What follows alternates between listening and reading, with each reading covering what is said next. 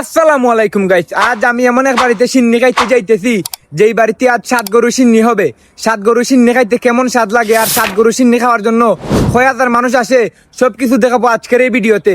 তো চলেন শুরু করা যাক। তো আজ আমি 7 গরু সিন্নি খাওয়ার জন্য তাড়াতাড়ি করে ঘুম থেকে উঠে গোসল করে এখন যাইতেছি যেই বাড়িতে সিন্নি হবে সেই বাড়িতে। দেখেন আজ কি পরিমাণে রোদ দিছে, এই রোদে পুরে তো আমি খালা হয়ে যাইতেছি না। মানে আসলে ভাই আমি ছোট মানুষ, আবেগের বসে বলে ফেলছি, সবাই আমাকে ক্ষমা করে দিন। আসলে ভাই খালা তো আমি ছোট থেকে এমনিতেই সমাজ রক্ষার্থে বললাম কি রোদে পুরে কালা হয়ে যাবো, আপনারা আবার কিছু মনে করিয়েন না। যাই হোক, আপনাদের সাথে কথা বলতে বলতে এই তীব্র গরমের মধ্যে আমি রাস্তা দিয়ে একা হেঁটে হেঁটে চলে আসছি এখন আমাদের গ্রামের ভিতরে। আর একটু সময় হাঁটলে যেই বাড়িতে সিন্নি আমি ওই বাড়িতে পৌঁছে যাব। সেইখানে যাওয়ার আগে আপনারা সবাই ভিডিওতে লাইক করে চ্যানেলটিকে সাবস্ক্রাইব করে দেন। আপনারা ভিডিওতে লাইক সাবস্ক্রাইব করলে আমি নতুন নতুন ভিডিও বানাতে আগ্রহ পাই। আর আজকের ভিডিও কেমন হয়েছে সবাই কমেন্ট করে বলবেন। যাই হোক, আর একটু সময় হাঁটার পর আমি আমার এক আঙ্কেলের সাইকেল দিয়ে যেই বাড়িতে সিন্নি সেই বাড়িতে চলে আসছি। ও ভাই রে ভাই, যেই বাড়িতে সিন্নি সেই বাড়িতে এত মানুষ হবে আমি আগে জানলে এই বাড়িতে সিন্নি খাইতে আমি কোনো সময় আসতাম না। যাই হোক, দীর্ঘ 30 থেকে 40 মিনিট অপেক্ষা করার পর আমি পেয়ে যাই সেই কাঙ্ক্ষিত মুহূর্ত, মানে খাওয়ার সময়। প্যান্ডেলের ভিতরে গিয়ে বসে খাওয়ার সুযোগ পাওয়ার পর দেখা যায় আমার সামনে অনেক মানুষের সিরিয়াল। যাই হোক, অনেক কষ্ট করার পর অনেক কেজাকেজি করার পর অবশেষে আমি প্যান্ডেলের ভিতরে সইসালার মতো ঢুকতে পারি। প্যান্ডেলের ভিতরে ঢুকার আগে দেখা যায় আমরা প্যান্ডেলের ভিতরে ঢুকার আগে সব চেয়ার ভরে গেছে। খাবার খাওয়ার জন্য আমি প্যান্ডেলের ভিতরে ঢুকে কোনো চেয়ার পাই নাই। এর জন্য আমি আমার একটা ছোট ভাইকে চেয়ার থেকে তুলে তার চেয়ারে বসে খাবার খাইতে শুরু করি। খাবার খানির সময় মানুষের চাপ থাকার কারণে কোনো ভিডিও করতে পারি না, এর জন্য আমি আন্তরিকভাবে দুঃখিত।